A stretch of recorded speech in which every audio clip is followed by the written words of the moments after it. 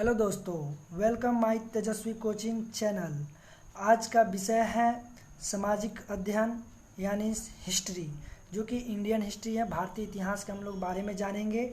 चलिए आज हम पहले इस टॉपिक के बारे में हम आपको बता दें कि आज का जो टॉपिक है कि प्राचीन भारत के प्रथम शहर, प्रारंभिक राज्य, नए विचार और प्रथम साम्राज्य के बारे में हम लोग जानेंगे, जो कि हर एग्ज़ाम कॉम्पिटिटिव एग्ज़ाम में पूछता है। ठीक है, वो चाहे एसएससी हो, सीजीएल हो, ठीक है, रेलवे हो या सीटेट एस्टेट के लिए विशेषकर, उसमें अगर जो स्टूडेंट्स सोशल साइंस स्टडी करते हैं तो उनके लिए काफ़ी इम्पोर्टेंट है अपने सब्जेक्ट हिस्ट्री सब्जेक्ट के लिए। तो चलिए हम आपको बता दें कि कि जो प्राचीन भारतीय इतिहास जो है उसके बारे में हम लोग बात करेंगे। ठीक है, और चलिए स्टार्ट करते हैं। पहला जो क्वेश्चन है कि विद्वानों का मानना था कि मानव सभ्यता का आविर्भाव आर्यों से हुआ, उनकी यह धारणा निर्मूल सिद्ध हुई। तो चलिए ऑप्शन जो दिया गया है, कौन सा ऑप्शन है? पहला ए सिंधु सभ्यता के खोजे जाने से, दूसरा ऑप्शन सी 14 के द्वारा ज्ञात किए जाने से, सी ऑप्शन आर्यों के आलेखों के आधार पर, और डी उपयुक्त में से कोई नहीं। तो बताइए, विद्वानों का जो मानना था कि मानव सभ्यता का आविर्भाव आर्यों से हुआ है, ऐसा मानना है कि मानव जो सभ्यता है उसका आविर्भाव आर्यों से हुआ है, यह जो उनकी धारणा है निर्मूल किससे सिद्ध हुई? आप बताइए कौन सा ऑप्शन होगा? ए बी सी डी में से बताइए। तो ऑप्शन होगा ए नंबर, क्या होगा कि सिंधु सभ्यता के खोजे जाने से। तो पहले आप जान गए कि याद रखिएगा कि सिंधु सभ्यता के खोज जाने से ही मानव सभ्यता के आविर्भाव आर्यों से हुआ था। ओके, चलिए नेक्स्ट क्वेश्चन की अगर हम बात करें, सबसे पहले हड़प्पा में प्राचीन नगर की कल्पना की। बताइए option A R D Banerjee, B M S Vats, C डॉल Wheeler, D sir Alexander Cunningham. क्या होगा? सबसे पहले हड़प्पा में जो प्राचीन नगर की कल्पना की थी, कौन सा ऑप्शन हो जाएगा? ऑप्शन नंबर डी हो जाएगा, सर अलेक्जेंडर कनिंघम।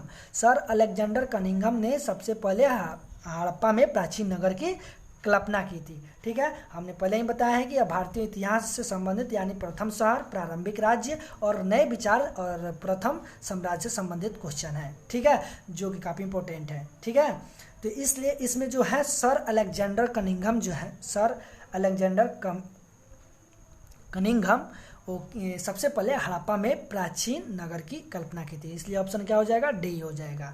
ठीक है, ओके। नेक्स्ट अगर हम बात करें कि क्वेश्चन नंबर 3 जो है, सर अलेक्जेंडर कनिंघम को किस सन में उत्खनन के दौरान एक अज्ञात लिपिबद्ध मोहर प्राप्त हुई थी? आप पीछे पढ़े हैं कि सबसे पहले जो हड़प्पा में प्राचीन नगर की कल्पना की थी, किसने की थी? तो सर अलेक्जेंडर कनिंघम ने की थी। ओके, अगर हम बात कर रहे हैं कि सर अलेक्जेंडर कनिंघम को किस सन में उत्खनन के दौरान एक अज्ञात लिपि मोहर प्राप्त हुई, तो सन पहला नंबर सन 1875 में, सन 1921 में, सन 1933 में, सन 1922 में। क्या हो जाएगा ऑप्शन नंबर? बोलिए, ऑप्शन नंबर ए हो जाएगा, सन 1875 में। ओके, तो सर अलेक्जेंडर कनिंघम ने सबसे पहले जो सन उत्खनन के दौरान जो एक अज्ञात लिपिबद्ध मोहर प्राप्त हुई थी वो किस सन में हुआ था? तो 1875 में हुई थी। ठीक है, सन 1921 ईस्वी में हड़प्पा में राय बहादुर दयाराम साहनी ने उत्खनन किया, वे सहयोगी थे। बताइए क्वेश्चन नंबर 4 जो है, एक बार से फिर रिपीट कर रहे हैं कि सन 1921 में हड़प्पा में राय बहादुर दयाराम साहनी ने उत्खनन किया, तो सहयोगी थे। बताइए कौन वे सहयोगी थे? पहला नंबर है डॉक्टर मैके के, ठीक है, और B number option sir John Marshall के, और सी NG मजूमदार के, डी ऑप्शन SR राव के। तो क्या हो जाएगा ऑप्शन नंबर 4 का? बी हो जाएगा। क्या हो जाएगा option number B, sir John Marshall के। ठीक है, याद रखिएगा सर जॉन मार्शल जो थे सन 1921 ईस्वी में हड़प्पा में राय बहादुर दयाराम साहनी ने उत्खनन किया था, वो सहयोगी जो थे किनके थे? सर जॉन मार्शल के थे, सर जॉन मार्शल। याद रखिएगा सर जॉन मार्शल के, राय बहादुर दयाराम साहनी के जो उत्खनन 1921 में किए थे वो किससे संबंधित है? सर जॉन मार्शल के, सर जॉन मार्शल के। ठीक है, सर जॉन मार्शल के। ओके, नेक्स्ट क्वेश्चन 5 नंबर, राखल दास बनर्जी। राखल दास बनर्जी ने आपने सुने होंगे, राखल दास बनर्जी ने मोहनजोदड़ो में उत्खनन जो किया था वो कौन से सन में किया था? सन 1922 ईस्वी में, सन 1933 ईस्वी में, सन 1928 ईस्वी में, सन 1946 ईस्वी में, कौन सा उत्खनन किया था राखल दास बनर्जी ने? तो ऑप्शन नंबर 5 का ए, सन 1922 ईस्वी में। कौन से? तो सन 1922 ईस्वी में। याद रखिएगा कि राखल दास बनर्जी ने मोहनजोदड़ो में उत्खनन किया था सन 1922 में। ओके, नेक्स्ट अगर हम बात करें क्वेश्चन नंबर 6, सिंधु सभ्यता के लगभग कितने स्थलों की खोज अब तक की जा चुकी है? 1000, 2000, 50, 500, क्या हो सकता है ऑप्शन नंबर? तो आपको बता दें कि सिंधु सभ्यता के लगभग कितने स्थलों के, बहुत सारे स्थल जो यानी कितने स्थलों को अभी तक खोजा जा चुका है? तो 1000। याद रखिएगा ऑप्शन नंबर ए, क्या हो जाएगा? ऑप्शन नंबर ए, 1000। नेक्स्ट क्वेश्चन, 2 पहिए तांबे वाला रथ उत्खनन से किस स्थल से प्राप्त हुआ था? 2 पहिए जो तांबे था, तांबे वाला, पहले के जमाने में तांबे का ही रथ चलता था, तो उत्खनन से किस स्थल से प्राप्त होता है? आप जानते हैं कि वो कौन सा स्थल से प्राप्त हुआ था? बताइए। मोहनजोदड़ो से, हड़प्पा से, चन्नूदड़ो से, वणवाली से। तो आप जानते हैं कि 2 पहिए का जो तांबे का आविष्कार हुआ था, खनन हुआ था, उस समय जो प्रचलन ज़्यादा था, तो किस स्थल से प्राप्त हुआ था? तो बताइए 7 का ऑप्शन नंबर बी, हड़प्पा से हुआ था, क्योंकि हड़प्पा में उस समय तांबे का बर्तन, बहुत सारे पीतल खनन में मिले हुए थे, साक्ष्य मिले हुए थे, इसलिए हड़प्पा। याद रखिएगा कि 2 पहिए का तांबे वाला जो रथ था, ठीक है, ये फोकस करिएगा कि 2 पहिए वाले तांबे, यानी तांबे से संबंधित, याद रखिएगा कि हड़प्पा संबंधित में, ठीक है। तो तांबे वाला रथ उत्खनन से किस स्थल से प्राप्त हुआ? तो हड़प्पा से। अगर नेक्स्ट क्वेश्चन की बात करें, क्वेश्चन नंबर 8, निम्नलिखित में जिसे मृतकों का टीला, माउंड ऑफ द डेड्स कहा जाता है, तो मृतकों का टीला किसे कहा जाता है? Option number A, Surkotada, Chanhudaro, Mohenjodaro, Lothal. Option number 8 का क्या हो जाएगा? Option number C, Mohenjodaro. क्या हो जाएगा? ऑप्शन नंबर सी, मोहनजोदड़ो में हुआ था। ओके, तो आप याद रखिएगा क्वेश्चन नंबर 8 का क्या हो जाएगा? तो निम्नलिखित मृतकों का जो टीला कहा गया वो कौन सा है? Mohenjodaro, option number C. Okay, तो निम्नलिखित में से जिसे मृतकों का टीला कहा जाता था, मृतकों का टीला वो कौन था, किसे कहा जाता था? मोहनजोदड़ो कहा जाता था। ओके, नेक्स्ट क्वेश्चन, जिस स्थल से गढ़ी हुई पक्की ईंटों का बुर्ज प्राप्त हुआ था वह बताइए कौन सा? Option number A, Mohenjodaro, Rangpur, Kotdiji, Amb Kheda. तो क्या हो जाएगा? जिस स्थल से गढ़ी हुई पक्की ईंटों का जो बुर्ज प्राप्त हुआ था वह किससे था? 9 का ए, मोहनजोदड़ो। याद रखिएगा मोहनजोदड़ो, ऑप्शन नंबर ए, ठीक है। तो इस तरह से पहले आपने मृतकों का टीला कहे या पक्की ईंटों का बात करें, तो पक्की ईंटों या मृतकों का टीला का बुर्ज प्राप्त हुआ था मोहनजोदड़ो से हुआ था। ओके, नेक्स्ट क्वेश्चन बात करते हैं 10 नंबर, सिंधु सभ्यता का क्षेत्रफल बताइए। सिंधु सभ्यता का क्षेत्रफल कितना? 22,99,300 किलोमीटर, 12,99,600 वर्ग किलोमीटर, 13,46,500 वर्ग किलोमीटर, 16,37,100 वर्ग किलोमीटर। क्या हो जाएगा ऑप्शन नंबर? बताइए। आप जानते हैं सिंधु सभ्यता का क्षेत्रफल कितना है? तो ऑप्शन नंबर बी, 12,99,600 वर्ग किलोमीटर। ओके, चलिए नेक्स्ट क्वेश्चन हम बात करते हैं 11 नंबर।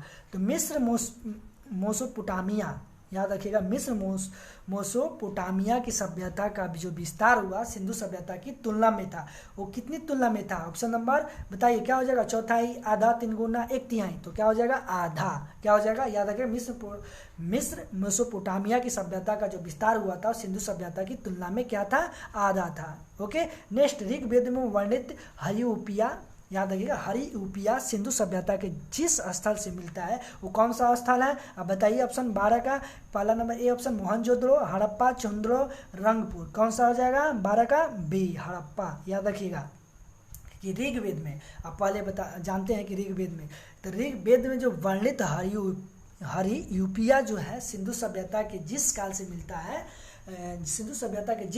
मिलता है, हरिउपिया वह कौन बताइए किस में वर्णित है? ऋग्वेद में वर्णित जो है तो किस में वर्णित है? याद रखिएगा ऋग्वेद में वर्णित है।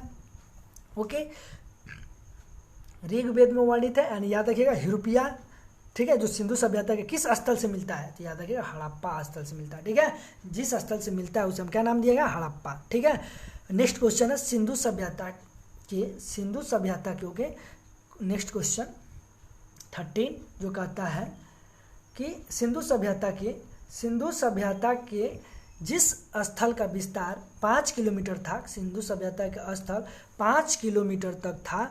और बताइए सिंधु सभ्यता के जिस स्थल का विस्तार 5 किलोमीटर था, ऑप्शन क्या हो जाएगा? पहला ए मोहनजोदड़ो, हड़प्पा, कोटजी, चंदड़ो। क्या हो जाएगा ऑप्शन नंबर 13 का बी ऑप्शन हड़प्पा। याद रखिएगा हड़प्पा। सिंधु सभ्यता के जिस स्थल का विस्तार जो हुआ था 5 किलोमीटर था, सिंधु सभ्यता के समय सिंधु सभ्यता में जिस स्थल का विस्तार 5 किलोमीटर था वह था हड़प्पा का था। ठीक है, सिंधु सभ्यता में ज़्यादा खोज जो किया गया हड़प्पा का किया गया था, ये बात याद रखिएगा। नेक्स्ट क्वेश्चन, हड़प्पा में सन 1928 1933 में जिसके द्वारा उत्खनन हुआ, बताइए किसके द्वारा उत्खनन हुआ था? है तो हड़प्पा में सन 1928 से लेकर 1933 के बीच में किसके द्वारा उत्खनन किया गया था? ऑप्शन नंबर ए sir Alexander Cunningham, sir wheeler और एम.एस. वत्स मैके। तो कौन सा ऑप्शन हो जाएगा? 14 का सी हो जाएगा। याद रखिएगा एम.एस. वत्स जो है, ठीक है, उसने सन 1928 से लेकर 1933 ईस्वी में उत्खनन किया था हड़प्पा में। ठीक है। नेक्स्ट क्वेश्चन, मोहनजोदड़ो का सबसे ऊंचा टीला क्या है? बताइए मोहनजोदड़ो का सबसे ऊंचा टीला कौन सा है? स्तूप टीला, थाना टीला, एफ टीला, जी टीला। बताइए कौन सा ऑप्शन नंबर? तो आप जानते हैं एक टीला तो होगा नहीं, थान टीला तो होगा नहीं, जी टीला तो होगा नहीं। ऑप्शन नंबर क्या हो जाएगा? ए हो जाएगा। कौन सा? तो स्तूप टीला हो जाएगा। ओके, मोहनजोदड़ो का सबसे ऊंचा टीला की बात करें तो स्तूप टीला, यानी बौद्ध जी का स्तूप याद रखिएगा। ठीक है, तो सबसे ज़्यादा मोहनजोदड़ो के सबसे ऊंचा टीला का नाम दिया गया तो स्तूप टीला। ओके, नेक्स्ट क्वेश्चन जो है 16 कहता है कि हड़प्पा के 2 टीलों GH को किसने खोजा? बताइए हड़प्पा के जो 2 टीला था GH को किसने खोजा? माधो स्वरूप वत्स, M.R. Rao, doctor Mortimer wheeler और मैके।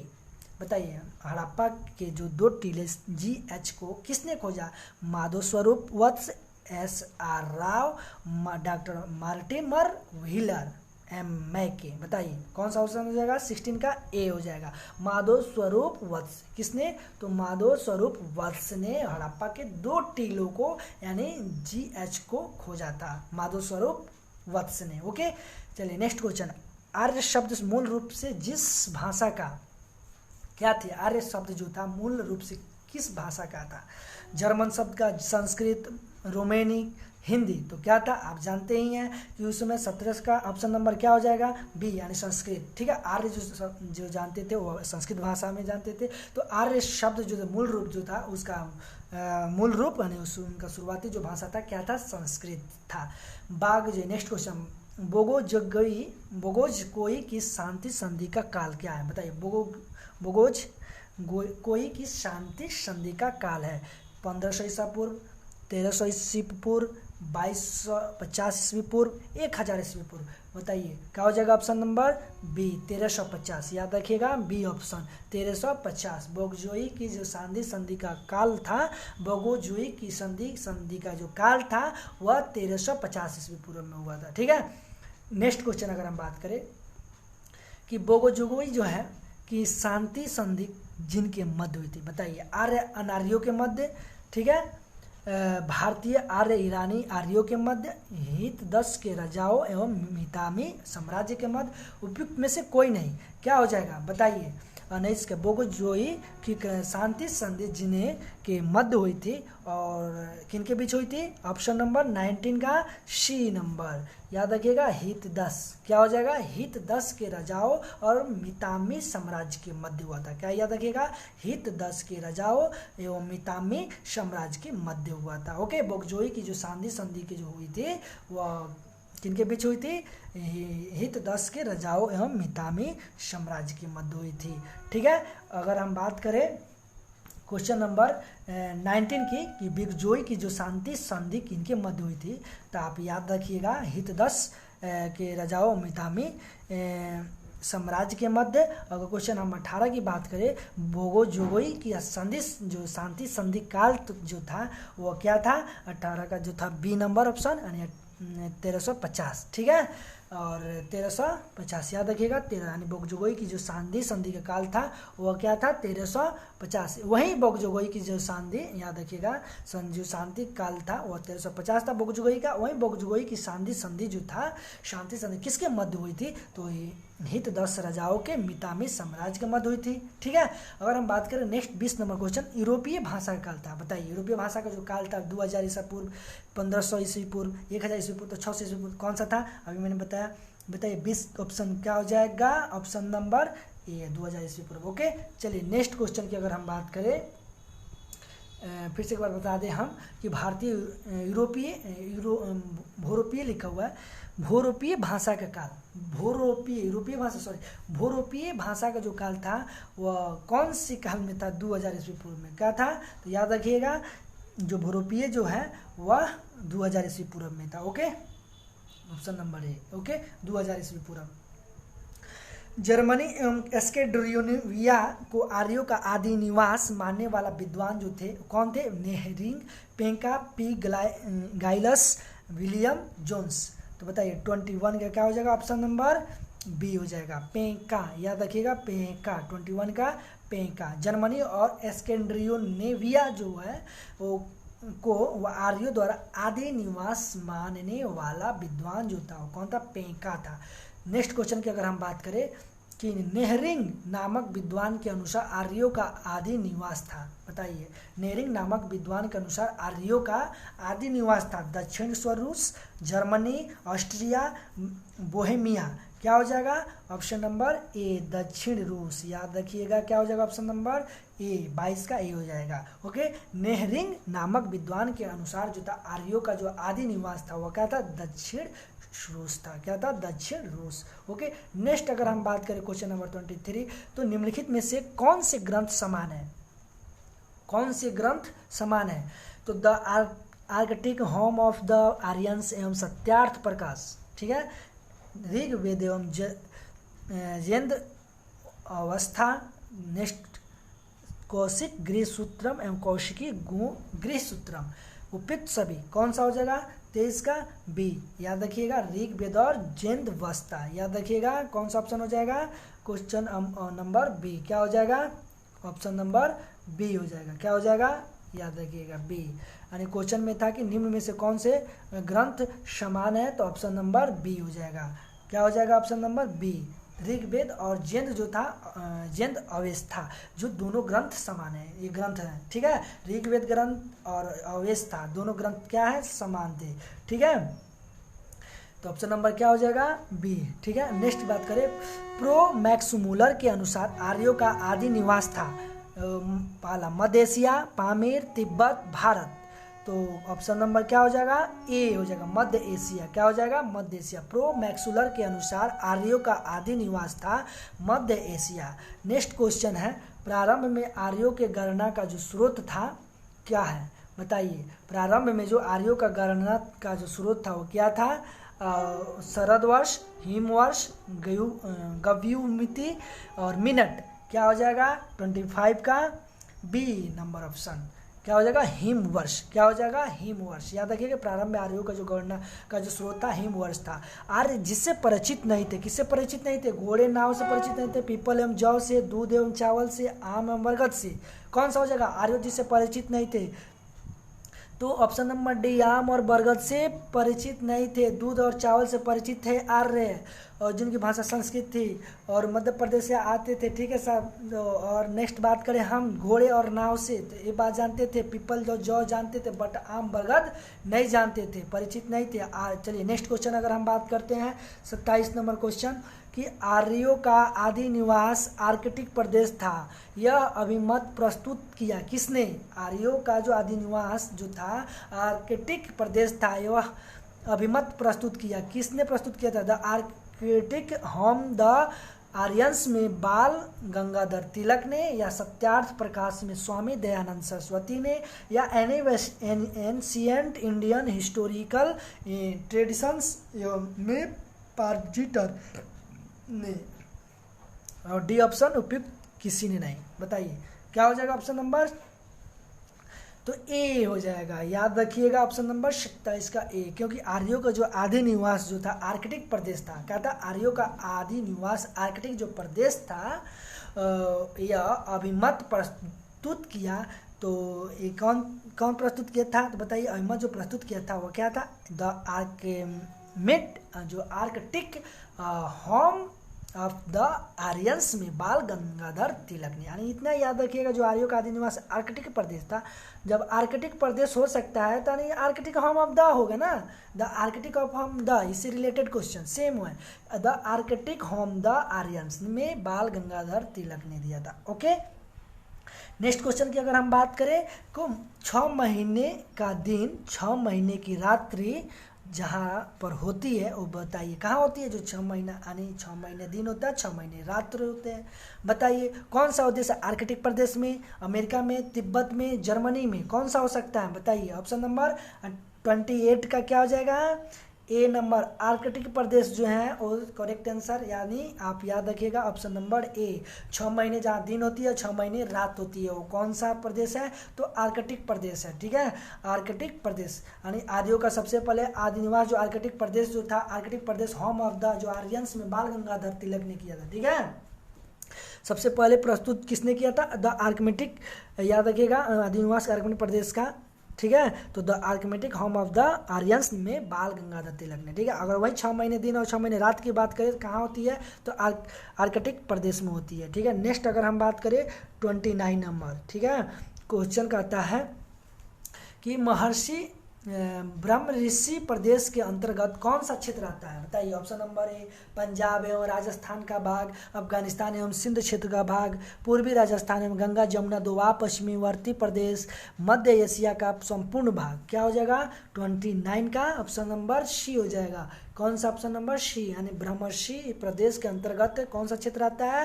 यानी पूर्वी पर राजस्थान आता है, गंगा जमुना दोआब भी आता है, पश्चिमवर्ती प्रदेश भी आता है। ओके, तो आप याद हो गया कि ब्रह्मर्षि, याद रखिएगा ब्रह्मर्षि प्रदेश के अंतर्गत कौन सा क्षेत्र आता है? पूर्वी राजस्थान आता है और गंगा जमुना आता है, दोआब आता है, पश्चिमीवर्ती प्रदेश भी आता है। नेक्स्ट अगर बात करें 30 नंबर क्वेश्चन, सप्त संदेव प्रदेश आर्यों का अधिनिवास है, यह अभिमत प्रस्तुत किया। किसने प्रस्तुत किया था? Doctor A.C. दास ने, प्रो ग्रिब्स ने, प्रो मैक्सीमुलर ने और दयानंद सरस्वती ने। बताइए, सप्त संदेव प्रदेश का जो प्रदेश आर्यों का आदि निवास था यह अभिमत प्रस्तुत किसने किया था?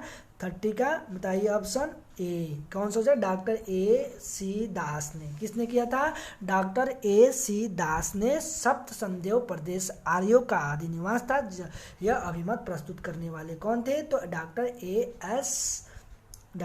A.C. दास ने। ओके, ऑप्शन नंबर ए। चलिए नेक्स्ट क्वेश्चन की अगर हम बात करें 31 नंबर कि गोंडवाना की कौन सी जाति भारत में बनी है? बताइए, गोंडवाना जो है, गोंडवाना कौन सी जाति भारत में आर्य बनी? सुरन ने, तुरवसु, यदु, अनारी। तो गोंडवाना की जो कौन सी जाति भारत में बनी? ऑप्शन नंबर 31 का ए, सुरन। याद रखिएगा ऑप्शन नंबर ए, सुरन। यानी गोंडवाना की कौन सी जाति भारत में आर्य बनी थी? वह सुरन बनी थी। ऋग्वेद का रचना काल क्या है? सब कोई जानता है ऋग्वेद का रचना काल कितना था? 1500 से 1200 ईसा पूर्व, 1500 से 1000 ईस्वी, जो 1000 से 6000 ईस्वी और 1000 से 200 ईस्वी पूर्व। बताइए ऋग्वेद का रचना काल क्या है? तो ऑप्शन नंबर बी हो जाएगा करेक्ट आंसर। 1500 से 1000 की ईस्वी के बीच, 1500 से 1000 ईस्वी के पूर्व ऋग्वेद का रचना काल क्या है? 1500 से 1000 ईस्वी पूर्व होता है। याद रखिए ऋग्वेद का कितना रचना काल था? 1500 से 1000 काल के बीच था ऋग्वेद की रचना हुई। बताइए, गोंडवाना में, करु पंचाल में, मध्य एशिया में, सप्त संदेव प्रदेश में। तो ऑप्शन नंबर डी, सप्त संदेव प्रदेश में हुआ था। ऋग्वेद की रचना जो हुई थी वह सप्त संदेव प्रदेश में हुई थी। ऋग्वेद का रचना काल 1500 से 1000 ईस्वी पूर्व और ऋग्वेद की जो रचना हुई वह, तो रचना काल याद रखिएगा ऋग्वेद का 1500 से 1000, और वहीं ऋग्वेद की रचना हुई थी तो सप्त संदेव प्रदेश में हुई थी। कहाँ हुई थी? सप्त संदेव प्रदेश में हुई थी। ओके, नेक्स्ट क्वेश्चन की अगर हम बात करें तो उत्तर वैदिक साहित्य का रचना काल है। उत्तर वैदिक एक साहित्य का जो रचना काल है वो क्या है? 1000 से 700 ईसा पूर्व और 1700 ईस्वी पूर्व और 10,05,000 ईस्वी पूर्व, और 15,05,000 ईस्वी पूर्व, और 10,00,000 1,03,000 ईसा पूर्व। बताइए कौन सा हो जाएगा? ऑप्शन नंबर 34 का बी क्या हो जाएगा? Correct answer B. ओके, उत्तर वैदिक साहित्य का जो रचना काल है वह कितना है? तो 10,05,000 ईस्वी पूर्व है। उत्तर वैदिक साहित्य का जो रचना काल है कितना है? 10,05,000 ईस्वी पूर्व। ओके, नेक्स्ट क्वेश्चन है कि उत्तर वैदिक साहित्य की रचना हुई। बताइए उत्तर वैदिक साहित्य की रचना काल तो आप जान गए कि 10,05,000 ईस्वी पूर्व में है। ओके, अगर वही बात किया कि उत्तर वैदिक की रचना जो हुई थी कुरु पंचाल में हुई थी, सब संदेव प्रदेश में हुई थी, जर्मनी में हुई थी, दक्षिणी रूस में हुई थी। बताइए कहाँ हुई थी? ऑप्शन नंबर 35 का ए कुरु पंचाल में हुई थी। कहाँ हुई थी? कुरु पंचाल। ठीक है, उत्तर वैदिक साहित्य की रचना जो हुई थी कहाँ हुई थी? तो कुरु पंचाल में हुई थी। चलिए दोस्त, आपको बता दें कि यदि आपसे प्रैक्टिस घर बैठे करना चाहते हैं तो आप हमारे चैनल को सब्सक्राइब कर ले और बेल आइकन को प्रेस भी कर ले ताकि हमारे अगले वीडियो आपको प्राप्त हो सके। यदि आप ज्योग्राफी के भी सेट बनाना प्रैक्टिस करना चाहते हैं तो आप हमारे यूट्यूब प्रोफाइल में जाकर प्लेलिस्ट में सभी वीडियो आप देख सकते हैं। Okay, thank you.